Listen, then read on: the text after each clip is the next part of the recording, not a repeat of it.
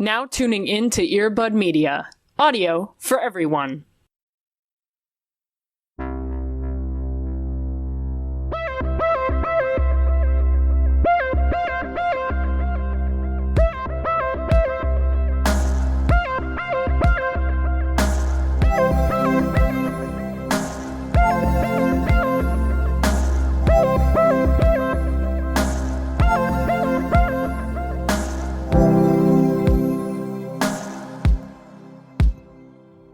On this historic day, the day of Rob's birth. Listen, there are so many historic things happening.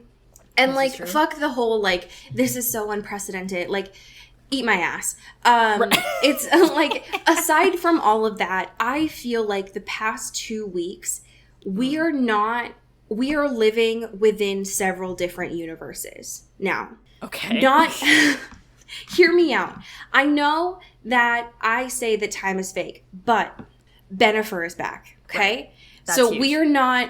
we are not necessarily living in 2021 anymore. I feel like we have somehow, and maybe it's because of Big Ship. Maybe Big Ship brought us back into a different timeline and we are back with 2024. Yeah, maybe Big Ship is what crossed the streams and we're just in different times at the same time. And we're just kind of wandering through. Maybe, listen, and I can't believe I'm about to say this, but fuck it. Maybe Christopher Nolan was onto something, all right? Listen. All I'm saying is Bennifer is back. I'm re-questioning everything. Right. I mean, famously, Tenet was a documentary, so I think we could definitely glean a lot of things, you know. Everyone knows that Mr. Washington does go by narrator. So, yes, like, that's his name. Protagonist? Excuse me. Oh my god, sorry. Protagonist. Sorry, fake fan. Mr. Nolan, I'm so sorry. Sorry, I can't believe I'm going to get dragged over Reddit for being a fake fan. Yeah, you're lucky Chris isn't home. Oh my god. I am questioning so many different things because of the historic time that we are living in. Right. That it is, on the day that we are recording this, it is Robert's birthday. We Happy just birthday, King. My child, my husband, it's confusing. We just celebrated the anniversary of his pasta crime. Right. There's so many events that we are living through. Yeah, getting a lot of whiplash, to be honest. It has been unreal to be, honestly, like, living through history. Oh my god. When we look at the history books from this time, this will be a focus, I feel like. All of these overlapping. You joke. Instances. Cody, but we prophesized a takedown of a major villain in history, which we will be talking about in a couple of minutes. Absolutely. So, cue the theme song, Welcomed Into the Twilight, the takedown of a major queer villain in history. We did it, folks. Congratulations. Yes. We make a whole new theme song that's like a news intro. How are you doing? I'm doing pretty good, man. I am feeling the summer vibes. Ooh. But what I'm more feeling is what this summer will entail. And what this summer's going to be is, ladies and gentlemen, and everyone cicadas. Else. Yes. But more importantly, arguably, it's the summer of Dev Patel, baby. I love this man. I love him so much. I remember we talked about this too, like probably a year ago, because we thought last year was going to be the summer of Dev Patel. And then, we did. And then some things happened, but it's fine. We're back on schedule. And then thankfully, A24 knew what was best for us, and the summer of Dev Patel never ended. It's just always been the summer of Dev Patel. Yeah, well, speaking as someone who lives a Dev Patel life, in general. True. The Green Knight's coming, baby, this summer, and the trailer dropped. I didn't know that all I needed to get, like, the maximum serotonin I think my body is capable of producing is just to see, like, a sweaty Dev Patel wielding a large axe. But it turns out that really is all it takes sometimes for me. He is literally so hot. Like, it's honestly unfair. It is disrespectful how attractive this man is. And not only that, like, listen, he's like so talented. He's like an Academy Award winner. He's like a BAFTA winner. Like, listen, I get it, okay? I also watch Skins. Don't come for me. Right. But Dev Patel is hot. He's Most so importantly. hot. He's so hot. Especially from the trajectory of Skins to now. Oh my God. Because Skins Dev Patel, I'm like, that's my baby boy son. Exactly. That's my baby child boy. That is my boy. That's my boy. And here he is now. Hot as fuck. Wielding weapons. Riding horses. Doing the damn thing. They could have done the safe choice. Sure. They could have done the boring choice. Mm-hmm. Of putting some fucking pasty, annoying white man right in front of this. Just so that the film bros could have been like, ah, yes, cinema. Right, yeah. Like, ah, yes, this is what... Ooh, someone I can relate to and exactly. project my own things onto. This is what, like, 4th century Middle English was supposed to be about. Right. Like, yeah. No, fuck you. We're going to Yeah. put Dev Patel in front of this, and it's going to be hot as shit. And we're going to make it horny. Oh my God, it's going to be so set him on horny. fire, and it's going to be awesome, and you're going to love it. Yeah, I appreciate it full-heartedly. I love this. The trailer has no right to be as great as it is. Yeah. The only thing I am worried about with this Yeah. is I am, as an English sorry, as a former English major, I am very worried about folks who are going to watch this film and they're going to be like, fuck yeah, this is awesome. I love the fire. I love the big babies grabbing people. Right. I can't wait to go read this poem. Right. I can't wait to go read this, like, this piece about romance and about chivalry and all of these, like, great pieces about the Green Knight. And then they're going to read it, and it's going to be boring as shit. It's not good, folks. As someone who had to read that, God, I want to say in, like, my sophomore year. Sure. It is not as cool as A24 wanted it to be. Anyways, I'm very excited for this. So, hell yeah. Congrats. Yes, thank you, everyone. We all did it. How are you doing, my friend? Oh, I'm doing great. I, as of today, got new contacts. Ooh. So I can see into the multiverse. Yeah, what's it like in 4K over there? I did not realize. I mean, listen, I've had contacts. I've been wearing glasses since I was, like, literally 5 years old. Mm-hmm. Since I had, like, circle-rimmed wire glasses. Oh, babe. It was the literal worst. I used to, like, my parents stopped, like, waking up in the middle of the night because I would just, like, bang my head on stuff. I was like a sleepwalker. It was so embarrassing. A sleepwalker who can't see? That's a terrible combo. It's a good thing I didn't used to, like, walk into traffic and shit. Right.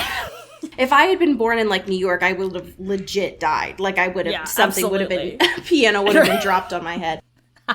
Anyways, I've had contacts since I was, like, 10. And so I'm used to being, like, not being able to see.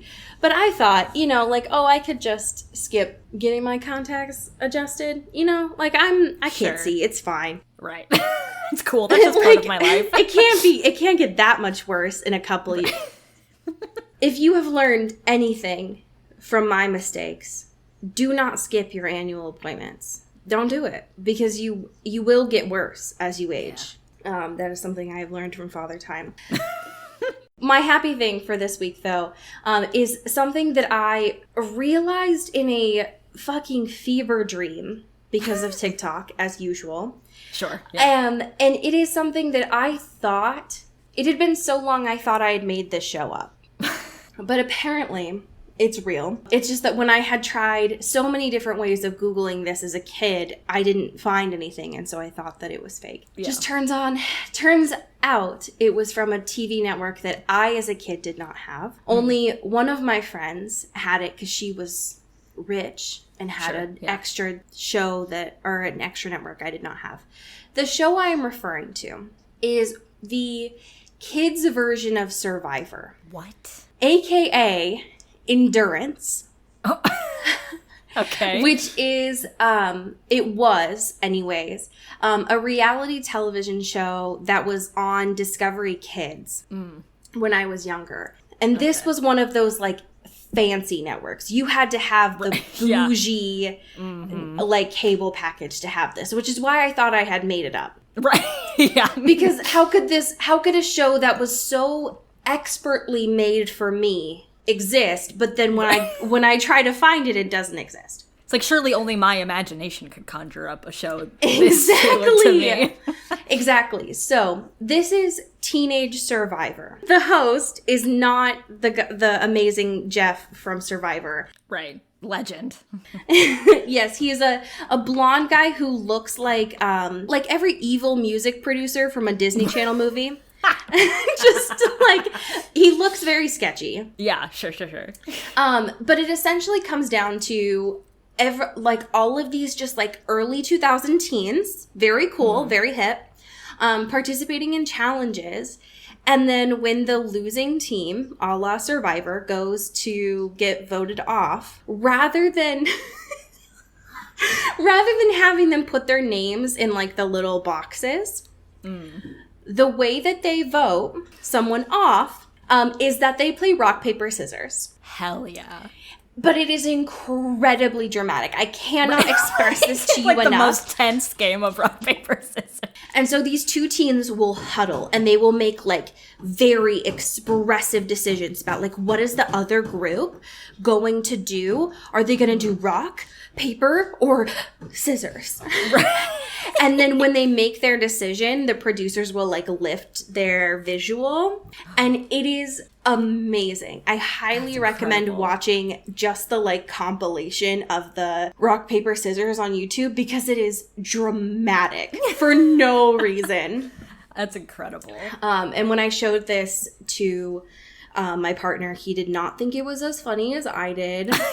But I think watching like 15-year-olds from 2003 get very into rock, paper, scissors, because they're in Hawaii and their life depends on it. Right. In that moment it does. Amazing. So I love that. It's very good. We have so many current events. But the most pressing, I would say, it is breaking news to us at this time. Yes. I personally would argue it is still breaking news on Monday when this comes out. Sure. The ripple effects are magnitudes, you know. Listen, Gerard Way's influence is palpable. Palpable, yep. Could you start us off with our breaking Dakota Johnson news? Listen. Dakota Johnson, when she sets her mind to do something, she follows through. When one of those things is to destroy Ellen, that is not off the table. In fact, she succeeded in her quest. Her long con here is amazing. Truly impressive how, it's that clip, that interview was like a couple years ago at this point, right? It was, yeah. So really, she's been working on this for a long time. Ellen announced this week that the show is gonna be over. It's just like not a challenge anymore. Yeah, that was such a fun phrasing of that too, because I would argue that it only just started getting challenging in terms of like recently in Ellen's sort of whole veneer. But get tomato, whatever, do your thing, I guess. But yeah, so Dakota Johnson successfully dethroned Ellen. Congrats. We love to see it. The domino effect of things from Gerard Way, 9/11, Twilight, 50 Shades, now is also just the ending of Ellen's downfall. career, basically. And we'll have to see it, Right. There were so many good takes on this that I saw. Yeah. One of the takes I will say that I did not like did come from the LA Times. Okay. And the reason why I'm naming them. Put them on blast. I am putting them on blast. Is because of the fact that in their headline talking about Ellen and Dakota Johnson is that they said like Ellen's downfall and Dakota Johnson like quote threw the first brick. And it was like, can you not actually? Yeah. LA Times? Hey. LA Times. Stop it. No. We can make all of these jokes. We can have our fun. Yeah. But at the end of the day, these are two very rich white women. Yes. And that is funny for a bit. Right. But LA Times. Maybe just think about it like a little bit more. You know think about your influence. Right. And think about how your actions have consequences. Thank you. Like we mentioned when we first talked about this interview, actually, no, that's not the truth, Ellen. Yes. The cultural reset. We said that, like, the only person that could take down Ellen, if anyone were to challenge Ellen, would be someone who also has a lot of status, right? 100%. She's clearly a child of nepotism. She has a lot of wealth. She's already successful in general, like, blah, blah, blah, blah, blah. And that's why it was very funny, because it was just, like, two white ladies with a lot of power and a lot of money, but, like, one just trying to get the edge on them and be like, that was funny, right? Like, and that's why it worked, right? Like, all of these, like, things that Ellen actually came under legitimate fire for, like, were from much more marginalized perspectives, right? Exactly. So, like, we can have fun here, right? But I do also love the imagery or the implication of Dakota Johnson throwing the first brick at what I guess is Ellen's career. It's I don't very know, like, odd. what the insinuation is there, but I'm like, that has a very specific iconography there and a specific association with it. I don't know if that's exactly what you're saying. It's a weird vibe. It is weird, yeah. And the idea that this is the first thing or the first challenge that Ellen has ever gone through is not true. Right, it's just factually incorrect. It's factually not true. But, you know, thanks, Dakota. Thanks for using your white womanness to take down another white woman. Right. Listen, when people are talking about using your privilege literally and staying in your lane, this is exactly what we're talking about. Exactly. Yeah, so good on you. Don't know that I will be able to forget the lime incident. Sure. Yeah. You're still on thin ice a little bit, but exactly. But, you know, we can talk about it. We can work through it. Oh yeah. For sure. Especially if that means that I don't ever have to watch Ellen dance again in my life. Watching a person not jiggle because of the amount of Botox that they have is unnerving. Yeah. It makes me uncomfy. On to better and incredibly important things is my favorite installation of our show, which is Cody's K-Stu Corner. And even better is a K-Stu and a K-Stu fashion corner. Right. We got it all in one. We do. We have all the hits today. This week, we got everything. We got everything. Tell us about it. So, we've known for quite a while, I think a couple years now at this point, that K-Stu has been a Chanel gal, has been repping it's been a minute, the brand. Yeah, they've had a long-standing relationship. Whenever she does, like, red carpet stuff or fun photo shoots, she's usually in some sort of Chanel situation. You know, she's repping all the time. However, this week, Chanel released a full collection for June, in which K-Stu was just the star of it, and did this whole little lookbook, and it's all, like, gothic, vampy villain vibes, but, like, gay, you know? It's very good. Immaculate. One of them, she's holding, like, a hawk or something. It's incredible. It reminds me a lot of Snow White and the Huntsman. Yes, that very similar energy. That's probably the same crop of woods, to be honest. Exactly. It almost, like, gives me what I wanted from it, which is her being the villain instead. Right, yes. These are amazing. I love them. They are beautiful. There's one of her against what I assume is a wall, but it's this very, like, rocky, almost like mossy background. In a sheer crossed number and just scowling. Yes. Just utterly very angry, and it's beautiful. Yeah. I love it all. It looks amazing. And didn't you say that you know, well, not personally, but you know who the photographer is? Yeah, we're homies. No, yeah, ironically enough, this whole little lookbook situation is photographed by, I don't know how to pronounce his name, Jürgen Teller? Juergen Teller? I don't know. Whatever. Don't come for me. But it sounds very French. Sounds like something, for sure.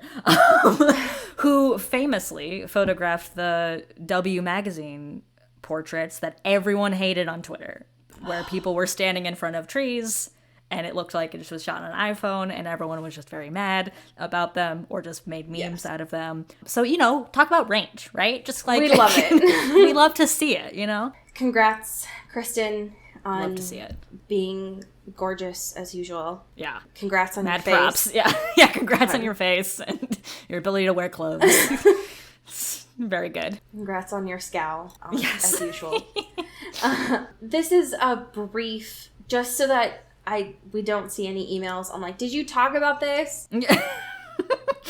There is a piece in Metro right now talking about the fact that it has been 10 years since 50 Shades came out. Whew. If I smoked cigarettes, I feel like I could do a long drag right now. Right.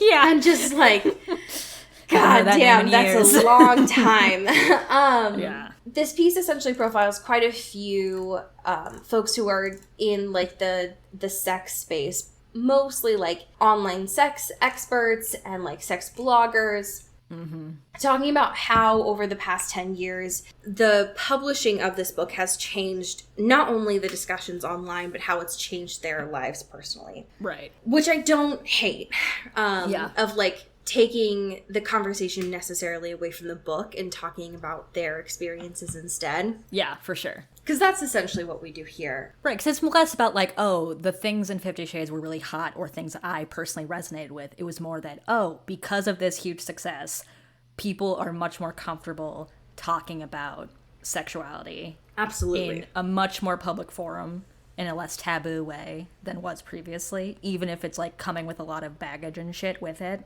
100%. And I cool. agree. Whatever.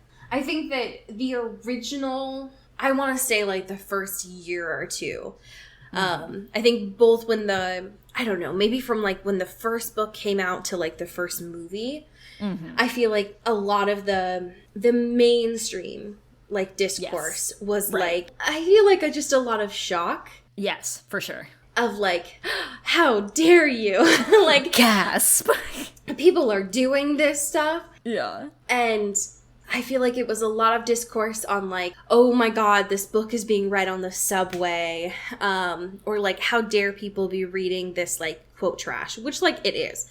Right. But it was more so like the audacity that people are reading and talking about sex. And then that is when the conversation more so led to, one, the stuff that is in this is bad. Not because it's sex, but like the content and how it is being discussed is bad. Yes, right. Here is how these conversations could be better. And then when folks started mentioning like, oh, they're interested in it, it's like, here's how you could do this in a way that is safer. And then that's where I remember distinctly, like when we first started this show, when you were still working at that costume shop and people would come in and it's like, oh God, please don't, like, what if instead of you supporting 50 Shades, like you could talk about sex in a way that was actually like supporting it in a good way. So I don't know. I don't know that I would necessarily say that it's, but I don't like work in sex, so I don't know. I don't know that I would say that it's like helped in the grand scheme of things, but it is interesting to read that and see it from the perspective of folks who are actually like in it on a daily basis. Yeah, for sure. And that live that life, Absolutely. Or like work in those industries, I am grateful that there are folks who are asking experts about that rather than giving space to other things. We have some amazing questions from one of our patrons. This is from our patron, India. One of the questions, this is great. This is, if you could give either Wander or Bella the one allowed fuck that's in a PG-13 movie, which would you choose? That's good. That's a good... I feel like both of them would say it. And both of them deserve to say it. And both of them absolutely deserve to say it. They've both earned it. I feel like Wander would say it, but it would be Melanie. Yeah, for sure. It would be like Melanie coming out being like, God damn it, like, fuck you. Yeah. The first thing that came to my mind was like, God, I want to say it was like 6 chapters ago or something, of like when, yeah, like when Ian and Wander were staying in a room for the first time. Yeah. And Melanie was just like absolutely over it. Right. No way. Just like, fuck this. Like, yeah. Yeah, you'd think with people essentially sharing the same body, right, there would be a little bit more of like a like a discourse and a spat, you know, verbal spats. Yeah. Oh, but also feel like Bella's a Virgo. Bella would 100% say fuck. Yeah, she would. Bella grew up in Arizona too, like famous for cussing, famous for swearing. Famous for cussing. I mean, she described it as having like security. What are those like little beepers when you walk through the door? What are those things like? They scan for metal detectors. There we go. Yeah. I got to it. The little beepers. Yeah, little beeper guys. Yeah, for sure. Yeah, absolutely. I don't know. I'd like the idea that any high schooler wouldn't say fuck is just weird to me. The one that like immediately comes to my mind though is when Jacob kissed her without her consent the first time, and she punches him in the face and breaks her hand. Yeah, sprains her wrist, whatever. Yeah. Bella would definitely say fuck though. I just feel that in my bones. Yeah, and I feel like if that happened in the movie, and I think Kesu said it as Bella, it would feel natural, you know? Like, the rage is already there, you know? And I still haven't seen The Host yet because we haven't gotten there yet, but I feel like it might be a different vibe, you know? Oh, yeah. Because it's Saoirse. Because it's Saoirse Ronan, yeah. That still boggles me every day. I know. The fact that Stephenie Meyer and Saoirse Ronan know each other connects so many, like, that's 7, what is it, 6 Shades of 7 Nope. What? 6 degrees from Kevin Bacon? Yes. Now you got me tongue-tied. What the hell's going on? Whatever I just said is literally how my brain sounds at all times. That is just the static that runs through me at all times. Right. It's just I can't believe you were for a second nervous that you wouldn't get an ADHD diagnosis. It's just as soon as I unhinged my jaw, the ADHD evaluator was like, yeah, get that kid a script for meth, please. Okay, so the answer is yes to both. Again, why pit two queens against one another? Exactly. Everyone should be able to say fuck. Just the idea that in a world, Timothée Chalamet and Stephenie Meyer are like connected. Oh God, is fucking me up a little bit. You know, I hate collab. When are they going to work together? I just feel like Stephenie Meyer has like red string in an attic somewhere and is like, give me that boy. Like he needs to fit into my Mormon fantasies somewhere. Yeah. Oh my God. Okay. The second question. I'm so sorry, India. You just wanted your questions answered. No goof. India's just like, I don't want fucking goofs. I just come here for your knowledge. I'm here for journalism. Not whatever this is. What condiment / side would you get tattooed on you a la Ketchup Boy? Ooh. This is a great question. Would it have to be my whole leg? No, I don't think I could commit to something that to scale of Jackson Rathbone. Of a whole Heinz ketchup bottle? Fucking ketchup bottle. Yeah, I don't think. But like, I would unironically get like a nice mustard. Wow. Situation, like a nice Dijon or a nice honey mustard. Yeah, I unironically would get a pickle tattooed on me. Yeah, exactly. Like no joke. But where did you say you would get yours?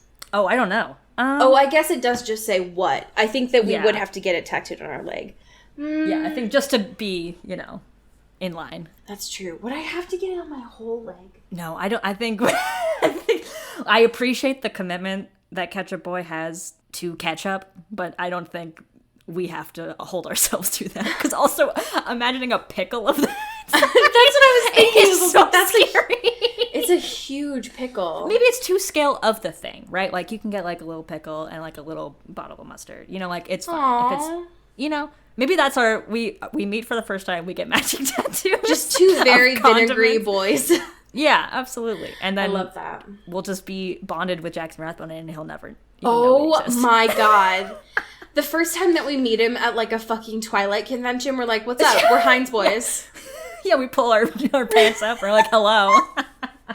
He's just like, we get the most iconic photo of all this. time. Hello? I didn't. Okay, well, if someone is brave enough to get Kellen Lutz's bag of eggs, you could be part of this little trifecta. Wait. Oh my god. But I wouldn't wish that upon anyone. That's a lot. I love that. I love it so much. Also, here's the thing, though. Yeah. The idea of meeting Jackson doesn't bother me at all, just because he seems like he's constantly on weed. And so he just doesn't seem bothered. Yeah. What would haunt me about that interaction is having to physically pull up my pant leg and be like, no, I have something to show you.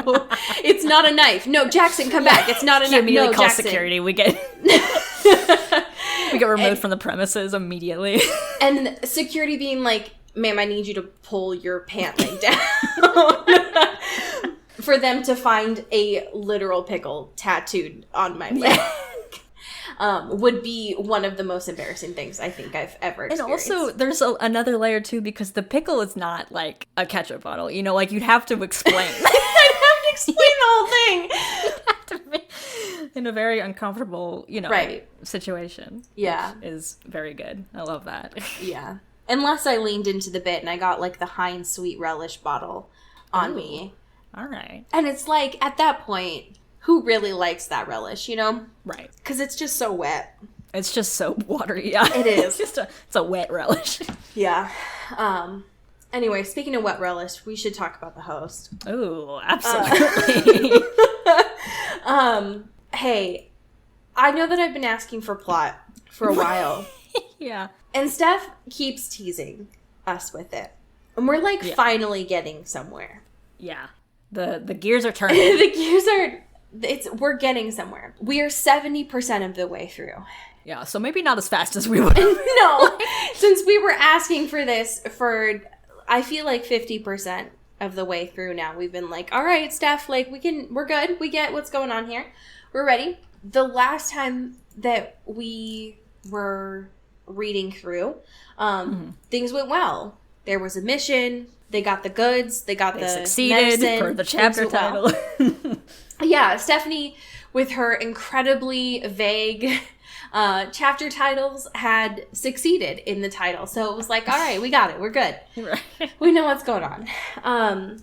When we start off with chapter 47, it is titled Employed. So who's to say, with where this is going? Since when we left off, folks were full. They were in that little, like, sexual but non-sexual circle. They were asleep. Things were going really well. Yeah. But now, we have skipped ahead. And the boys are back. Yes. It is Kyle, weird choice, but sure. Ian, yes, Spooks. He would like to contribute. Jared and Wanda. And they are... The gang. The gang's here. And they are not in Arizona, but instead in Wichita, Kansas, I'm pretty sure. Yeah, that's Kansas. I know geography. I am the geoguesser. I know things. And they are on, like, what seems like a weeks-long trip of gathering non-perishables. Mm-hmm. It is not going... I mean, it's going fine. In the sense that they are having to do this legally. Yeah, they're just, like, sending Wander in to do all their errands. Exactly. Like, it is boring in the sense that Wander is having to do this, so they are having to, like, stay in motels and shower and sleep and not, like, raid stuff necessarily. Right. Yeah. Stephanie is not having so much fun describing it, and the boys are not having as much fun doing it. You can tell her heart isn't really in this one. Exactly. She's like, man, I wish this was a heist. Exactly. And Wanda seems a little bit bored too, because she's like, in reality, like, they're just driving me around and I'm just going to the store quite a few times. Seems pretty boring, but sure. Yeah. It seems near the end of things, after going to like the pharmacy multiple times and asking how to get health supplements, where it seems pretty easy to find, but Wanda's a bad liar, and so they're having to be like, hey, I'm really bad at taking care of this body. All I do is eat junk food. So, like, how do I do that? Yeah, I like Cheetos, so... I like Cheetos so much. How do I take care of this body? And the alien pharmacist has to be like, listen, I know.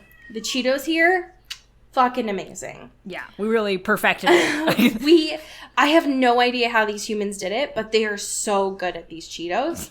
I need you to take this supplement. It's called Health. I know. We are so good at this. We're pretty great.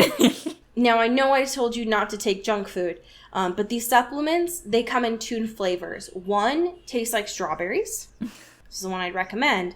There is another one, though, that it does taste like chocolate. And Wanda's like, I will take both, thank you, and bye. I will get the Flintstone gummy version of vitamins so I can Those could nourished. not have been good for us. No way. Like, no shot. So I was super bad at taking swallow medication when I was... I resisted it for as long as I possibly could. I took Flintstone chewable vitamins until I was 12 because I refused to take swallow medication. Yeah. I would just like... I could not. Yeah. And that stuff was awful. It tasted like sand. It was not, they said those things were flavored. They were not. They tasted like sandpaper. Yeah. I don't know how they got away with saying like, oh no, these are good for your kids. They're just vitamins. I'm so bitter that kids have like candy vitamins now. Oh yeah. Little shits. Anyway. Kids these days. Kids these days. You have no idea how good it was. Anyways, so they're staying, it's like the last night, they're staying at a hotel. I guess I should say a motel. It's not that good. There is this very important scene that happens where they are getting ready to just chill out for the night. Jared is like getting their dinner ready. It is very cooled chicken strips from the deli at the store. Nice. Very important. Yeah. They are not warm. They are just cooled, very greasy, very good. But, you know, whatever. And Ian is missing human TV. Wanda does not understand this. Yeah. Wanda's like, I don't understand. Like, the TV now is fine. Like, it's just not as violent as the stuff that you all used to have. Yeah, back in the day you had blood and sex. Exactly. And guns. Y'all were ridiculous. All you used to watch is, like, military propaganda and violence and stuff. And Ian's like, I just miss the good old stuff, like the Brady Bunch. And Wanda goes off. Wanda's like, the Brady Bunch condoned aggression. I remember one where a little male child punched a bully, and that was portrayed as being the right thing to do. There was blood. So, Stephanie, I just need to ask, what the hell do you have against the Brady Bunch? Yeah, is this some weird projection of like, oh man, TV, even the most, arguably one of the pure, it was on TV Land. Like that was, it was on like, TV you know Land. It was on TV Land. The bar was pretty low in terms of what was like, exactly shown on there, you know? It was like, listen. Pretty tame. TV Land was tame. I mean, it condoned like racism and cultural appropriation and stuff. But as far as like violence, as far as like actual like physical violence, it was TV Land. Yeah. My God. I used to watch fucking I Dream of Jeannie and like Bewitched and stuff on TV Land. Hello? Stephanie? Come on. What do you have against the Brady Bunch? My God. Anyway, I just found that so... It just took me out of the story. Yeah, it felt that, like, really out of character. The one thing she names is so weird. Anyways, the other thing that was weird about this is, I mean, it wasn't weird. It was the most Stephanie thing possible. Yeah, right. Is this scene with the family. We very rarely, in Stephanie's stories, but especially in this book in general, see other people in this world. And so at this motel, in a motel of all things too, there is a couple, specifically a father, a mother, and both of these are aliens, of course, and then a human child. And they are just playing along in this fucking old-fashioned playground in this motel. Also, a motel playground seems sus to me, but sure. Yeah, that's... Sounds like a great place to die, but that's fine. Yeah, you do you. And Wanda is having an existential crisis staring out the window because the mother is, like, loving this human child. Is just, like, staring at this human child like they would do anything for them. And Wanda is struggling to understand this and is trying... What do you mean? And is trying to tell Jared and Ian, and I think Kyle's in the van and would not come into the motel, like, mood. Sure, yeah. Sure. But is trying to tell these two guys who are just trying to, like, fucking watch TV and eat cold chicken strips why this is so important. They're like, I don't get it. Like, stop watching people. Like, we're just trying to chill. Why this is such a big deal. And Stephanie's like, do you get it?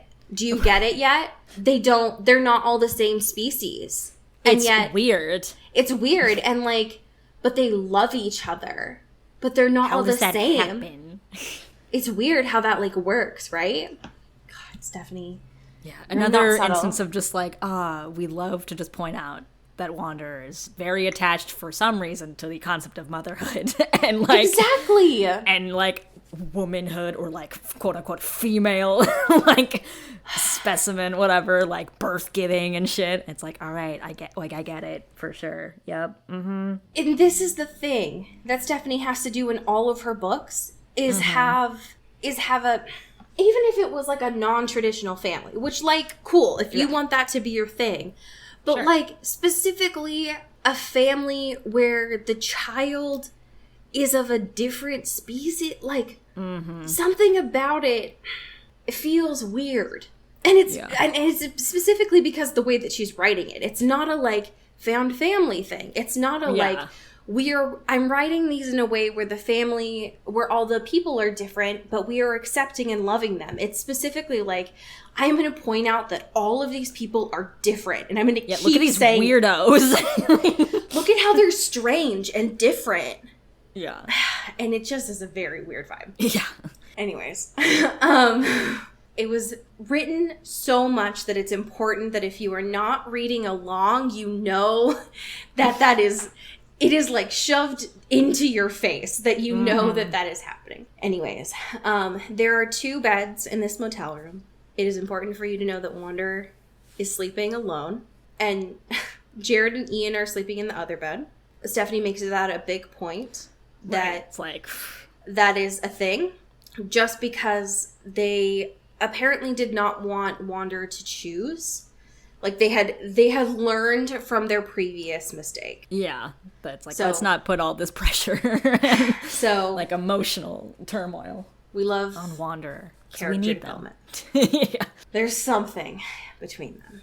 So they are finally heading back. They are getting, I think, not necessarily close, but I think like a couple of hours. Yeah. They are a couple of hours between getting back, and they've got, I think it's even described as they've got like a moving truck pretty close by. Like they've got a lot of goods to unload. Right. And the next day at this point, they're on the freeway. And at this point, Wander and Jared are in a car, and then Kyle and Ian are in a car. And they're like, yes, good.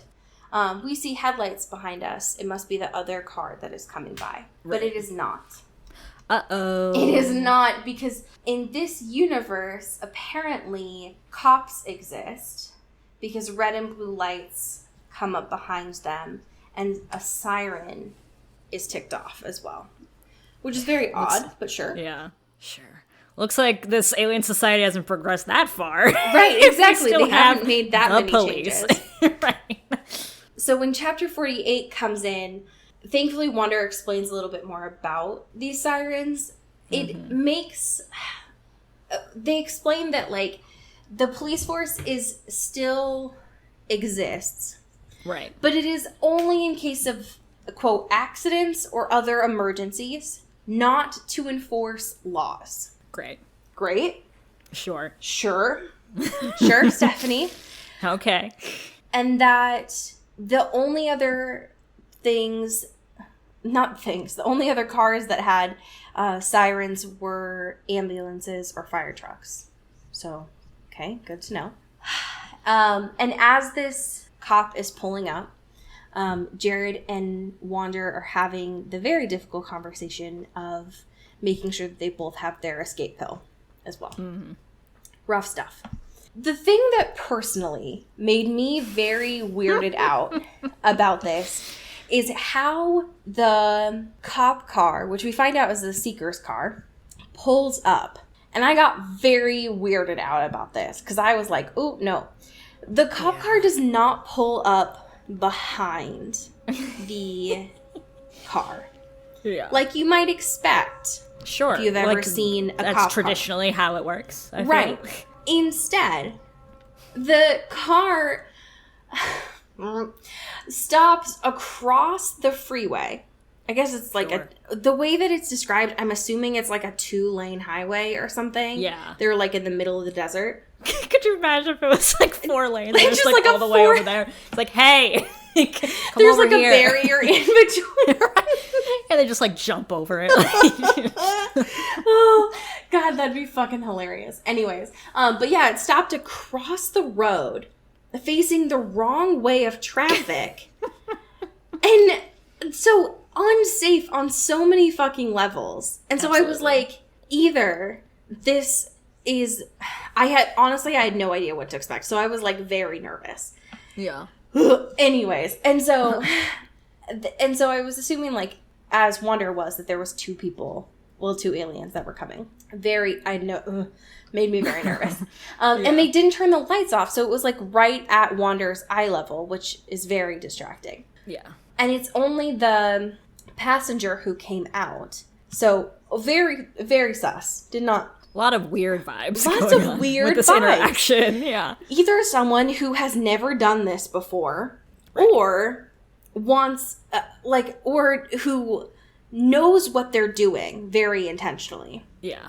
Very weird. Anyways, so the Seeker comes in, comes over and has this conversation.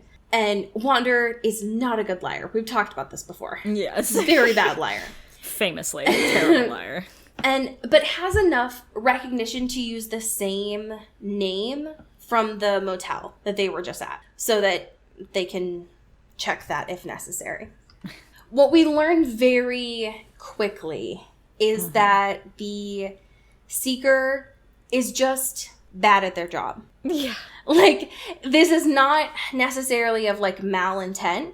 The Seeker, uses a loud voice at one point and is like, oh, shit, didn't mean to startle you. My bad. Which, as far as I know, any cops I've interacted with would never say that. Yeah. Would never be like, I did not mean to startle you. Whoopsie. Would literally never say that. It just seemed to have pulled them over because they thought they were humans, which, Jared is. But they thought that they were humans because there had been disappearances of aliens recently, and all seemed to be fine. Mm-hmm. Before they let them go, though. Do you want to talk about the awake? Oh my God. The 5-hour energy? So, Wander's like, all right, are we good? Cool. And Cop's like, all right, you're going to be driving for a little bit longer. It's late. Just want to make sure you're good, right? Yeah. Here is a little thing we like to call awake. Not an energy drink, not not some weird substance. It's just like a little, here's our medicine. Just take a little whiff, a puff. I don't actually know how it was ingested. He said it was or Stephanie described it as the cop holding a thin white aerosol can. Terrible. Like, and that so it was scary. grapefruit scented. Oh, gosh. Ugh. Yeah, it's like, hey, just take a whiff of this and you'll be good. So I hate that's it. on me. You just ride along. It was such a weird, it's like a cross between like sniffing paint. Yeah. And like those keyboard cleaners. Like, but Stephanie didn't want to say that, and so she was like, "Oh, right. no, it's just like 5-hour energy. It's fine. It's totally chill. It's super great. Wander is not high. Nope. Don't get it twisted. No, it'll wear off in like 4 hours. It'll be fine. Yeah. Super great. It seems all good. During that interaction, the other car with Jared and the other car with Ian and Kyle did drive by. But the other cop like waved them through and it was all fine. Yeah. So they are fine. There was no like stopping. The cop said that they were all good. Within a couple seconds, the cop car drives on. Things are fine. There are only a couple of big issues here. One is that once Jared and Wander catch up to the other truck and like prove that they're still human, well, Jared anyways. Right. And that they get to, like, all getting back together to the big moving truck and head back to the caves. They start to discuss what the cop meant about, like, recent human activity. Because Wander's been around for, like, it's not a recent disappearance. Right, like, yeah. And so, Wander started to get, like, really upset. And realizing, as with the rest of the group, putting together that, like, Doc has been doing more fucking experiments on souls. Mm-hmm. And since they've been gone for a long time, it would make sense that, like, they've been grabbing and doing experiments while they've been gone, because it's been a while. Which is, like, rude, because... Yeah, Wander's like, come on, man, we just had this whole thing. They had a whole thing. We had an understanding. They had a whole thing. They made an agreement, and Wanda saved Jamie and has been proving to use their skills to save their asses. So, like, what is the deal? Why? Let's return the favor a little bit. Exactly. Huh? How about we do that? How about humans don't be humaning? How about that? Anyways, so rude, first of all. As they are driving back, there is another thing that, more so that, like, Melanie mentions on the way back, which is that Wander and Melanie put together the directions that Jeb had given that ultimately led them there. Yeah. Which is that, like, big mystery with that why they couldn't figure out it took them, like, 3 days to get to the caves. It's that fucking Uncle Jeb had made those instructions so confusing at the beginning because the fact that the lines in those directions aren't a straight line. It actually gives the person instructions to go back and forth in front of his caves so that the person, whether it's Uncle Jeb or not, can figure out whether or not they want to invite them in to the caves. Yeah. So the person is essentially just like zigzagging in front, essentially like dying and getting dehydrated while the person figures out like, do I want them to come in or not? Which is super fucked up now that we know that, like, essentially Melanie and Wander were there the whole time. Right. Rude. They get to the caves with this moving van of goods. So much stuff. Wander, naturally upset, crying, because so many souls have been lost. And Wander's been, like, kicking ass, taking names for nothing. And for what? Yeah. And for what? On. Ian's pissed. Jared's pissed. Kyle, annoyed, which is a good step for him. Right. Gross. But not as pissed. They get back. Jamie comes out. He's crying, yelling. Uh-oh. We don't know why. He comes out. He hugs Wander. And the very last line of the chapter is, Wes is dead. The Seeker killed him. Bum, bum, bum. And that's where the chapter ends. Bum, bum, bum. So, I don't know about you all, but I did forget who Wes was. Yeah. Did have to do a little Google. I do think it's the guy from the soccer thing who did a little kiss, kiss, munch, munch. Ooh, yes. I think that is right. If I remember correctly, but I will remember who Wes is by next week. Right. So, you'll see. So we will see. Hell yeah. We have a fantastic group of patrons to thank. Would you like to start us off? Absolutely. Shout out to Mallory Hardwick. Thank you to Katie Black. Thank you, Kylie Minty. Thank you to Alex Dornan.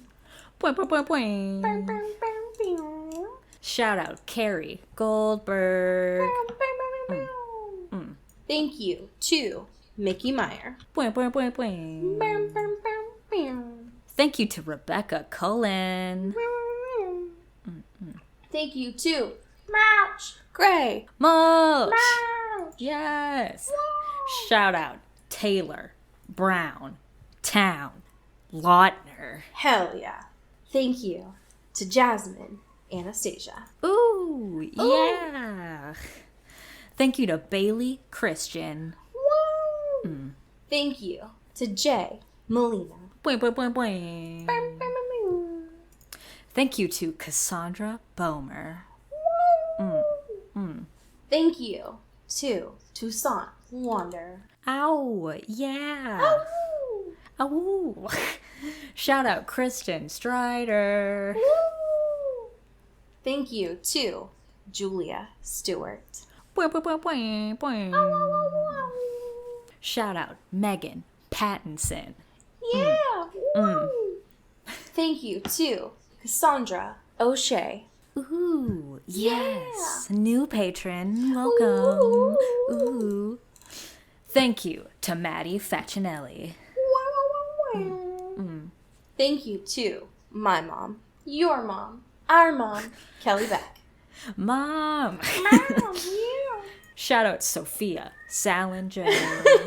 Yeah. He's just trying to help with our patrons. It's so cute. Yeah. All right. Thank you.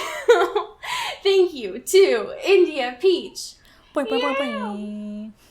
Shout out Casey Yorkie. Yeah. Wow.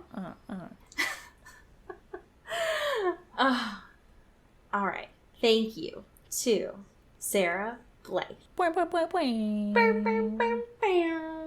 And thank you to Laura Forty. Yeah.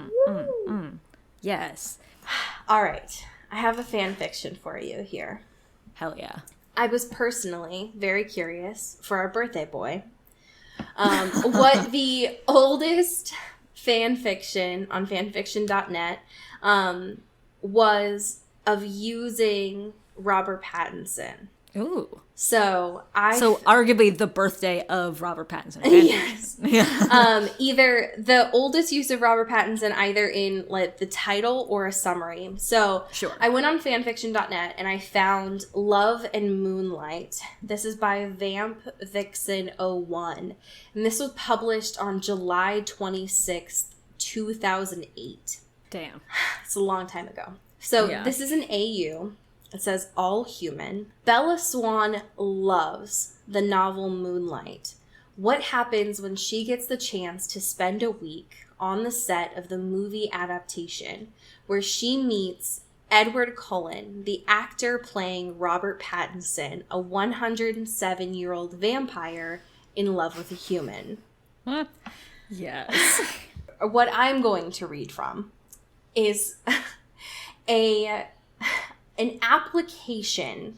This is what this fan fiction is. It is an application that Bella Swan is filling out to go on the movie set of Moonlight, to go meet Robert Pattinson. Oh my gosh. That is what that is what this fan fiction is all about. Name: Isabella Swan. Age: 18. Telephone number: 555-1764. favorite quote from the novel. And so the lion fell in love with the lamb, Robert Pattinson. Oh my gosh. Why Moonlight has changed your life. In my opinion, Moonlight is a novel that people can relate to on all levels. It documents the fear of falling in love and the rewards that come with having the courage to put oneself in harm's way. I would like to think that it has given me courage to try for the dreams I wish to be fulfilled, and it gives me faith that happiness can be found in the most unlikely situations. With a smile on my face, I cut the application from my magazine and placed it into a white envelope ready for my post. End scene. Wow. That's history right there. It really is. So, you know, it really all started right there. Yeah. Damn. Thank you for your service. Yeah, thank you for your service. Thank you for that piece of literary history, some might argue. Yes. Oh, for sure.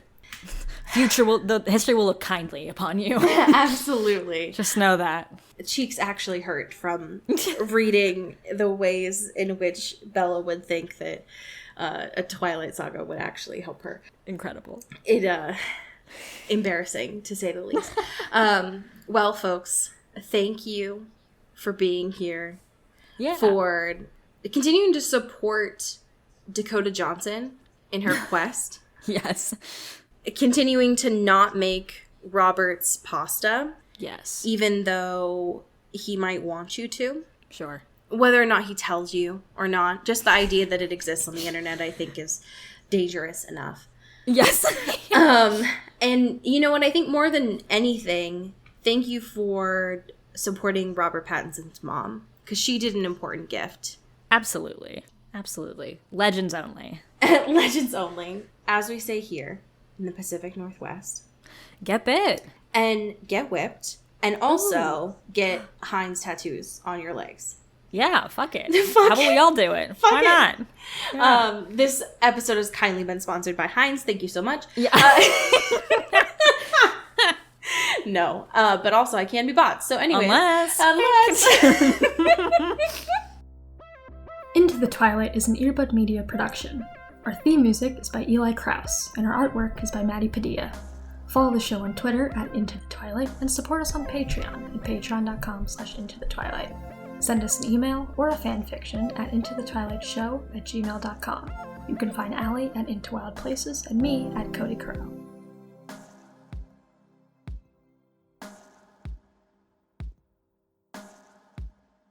You've been listening to Earbud Media Production.